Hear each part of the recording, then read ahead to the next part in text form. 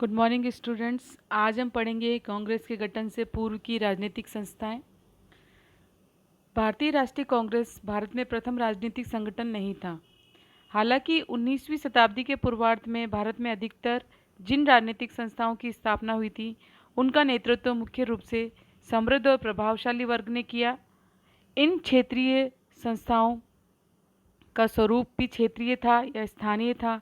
इन्होंने विभिन्न याचिकाओं और प्रार्थना पत्रों के माध्यम से ब्रिटिश संसद के समक्ष निम्न मांगे रखी। जैसे कि इनकी मांगे क्या थी?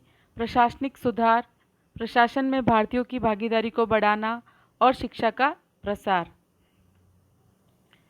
किंतु 19वीं शताब्दी के उत्तरार्ध में देश में जिन राजनीतिक संस्थाओं का गठन हुआ उसका नेतृत्व मुख्यतः मध्य वर्ग के द्वारा ही किया गया।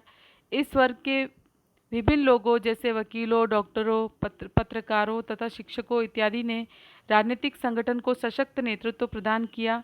इन सभी ने सक्षम नेतृत्व प्रदान कर इन संस्थाओं की मांगों की परिपूर्णता और प्रासंगिकता प्रदान की।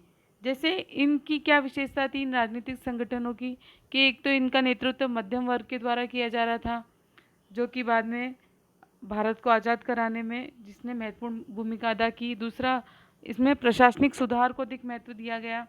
तीसरा, ये मूलतः ये जो भी संस्थाएं बनी थी इनका स्वरूप क्षेत्रीय था या क्षेत्रीय स्थानीय आकांक्षाओं का ही निरूपण करती थी। तो हम एक एक जो क्षेत्र के हिसाब से एक एक संस्था का अध्ययन करेंगे। बंगाल में राजनीतिक संस्थाएं। बंगाल में राजनीतिक आंदोलनों के सबसे पहले प्रवर्तक थे राजा राममोहन राय। वे पाश्चात्य विचारों से प्रभावित व्यक्ति थे। उन्होंने ही सर्वप्रथम अंग्रेजों का ध्यान भारतीय समस्याओं की ओर आकृष्ट किया था और ऐसा माना जाता है कि 1836 के चार्टर एक्ट की अनेक उदारवादी धाराएं उन्हीं के प्रयत्नों का परिणाम थी। लेकिन बंगाल में सर्वप्रथम राजनीतिक संगठन बनाने का श्रेय उनके सहयोगियों को मिला जब उन्होंने 1836 ईस्वी में बंग भाषा प्रकाशक सभा की स्थापना की। इसके बाद जुलाई 1838 में जमींदारों के हितों की सुरक्षा के लिए जमींदार एसोसिएशन या लैंड होल्डर सोसाइटी का गठन किया गया। जमींदारी एसोसिएशन या लैंड होल्डर सोसाइटी भारत की पहली राजनीतिक सभा थी जिसने संगठित राजनीतिक प्रयासों का शुभारंभ किया। इसने ही सर्वप्रथम अपने उद्देश्यों की पूर्ति के लिए संवैधानिक प्रदर्शनों का मार्ग अपनाया था। उसके बाद 1843 में एक अन्य राजनीतिक सभा बंगाल ब्रिटिश इंडिया सोसाइटी बनाई गई जिसका उद्देश्य था लोगों में राष्ट्रवाद की भावना को जगाना तथा राजनीतिक शिक्षा को प्रोत्साहित करना। यह सोसाइटी ब्रिटिश शासन के प्रभाव से इसके समाज के सभी वर्ग के लोगों की कठिनाइयों और दुखों पर विचार करके उनके समाधान ढूंढने का प्रयत्न करती थी। इसके बाद 1851 में लैंड होल्डर सोसाइटी और बंगाल ब्रिटिश इंडिया सोसाइटी का आपस में विलय हो जाता है और एक नई संस्था अस्तित्व में आती है जो थी ब्रिटिश इंडियन एसोसिएशन। इसने ब्रिटेन की संसद को एक प्रार्थना पत्र भेजकर अपील की कि उसके कुछ सुझावों को कंपनी के नए चार्टर में सम्मिलित किया जाए या माना जाए, जिसमें था लोकप्रिय उद्देश्यों वाली पृथक विधायिका की स्थापना हो।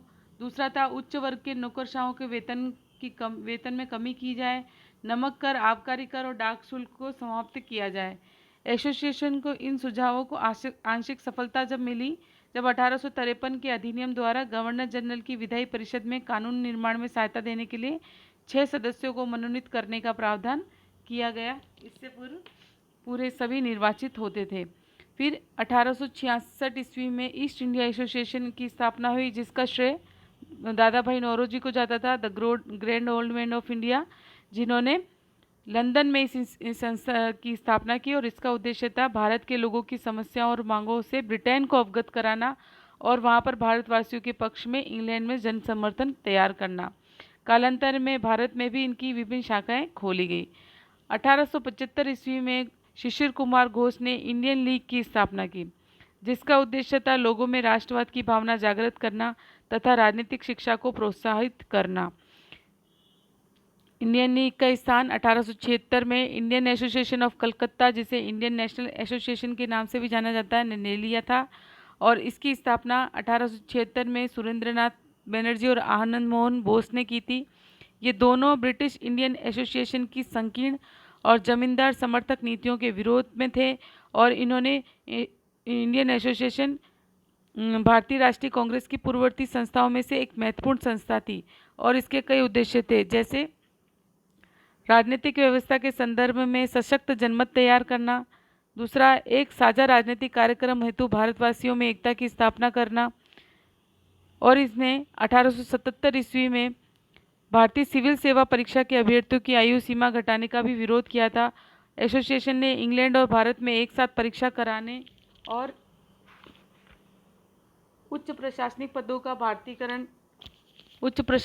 का भारतीकरण करने की भी मांग की थी। इसने दमनकारी आर्म्स एक्ट, शस्त्र अधिनियम और वर्नाकुलर स्पेस एक्ट के विरुद्ध में भी अभियान चलाया था। एसोसिएशन की शाखाएं बंगाल के अनेक स्थानों तथा बंगाल से बाहर भी खोली गई थी और एसोसिएशन ने निम्न आय वर्ग के लोगों को आकृष्ट करने के लिए इसकी सदस्यता शुल्क को भी काफ़ी कम रखा था।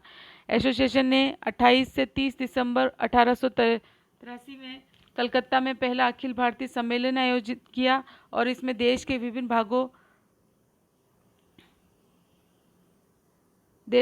भागों से 100 से अधिक प्रतिनिधियों ने भाग लिया था। इस प्रकार एसोसिएशन अखिल भारतीय तर्कवादी संगठन के रूप में भारतीय राष्ट्रीय कांग्रेस की अग्रदूत थी। बाद में इसका विलय 1886 में भारतीय राष्ट्रीय कांग्रेस में हो गया। तो इस प्रकार हम देखते हैं कि इन सभी प्रारंभिक राजनीतिक संस्थाओं ने अपने अपने स्तर पर भारत में राजनीतिक जागृति लाने का प्रयास किया। धन्यवाद।